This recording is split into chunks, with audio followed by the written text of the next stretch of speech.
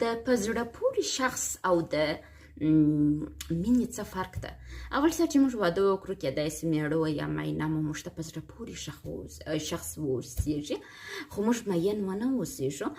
خو د دې دپاره چې موږ په دې پوه سو او یا دا پروسه مخته بوځو او مین پاته سو، اول باید موږ د ځان سره مینه وکړو.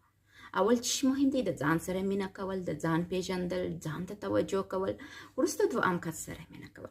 که تاسو خپل د ځان سره مینه درلودل، د ځان اصولو ته مو احترام درلودی، خپل ځان مو پیژنده، نو تاسو د مقابل طرف سره مینه کړې ده او تاسو یو ډیر نورماله ژوند لري.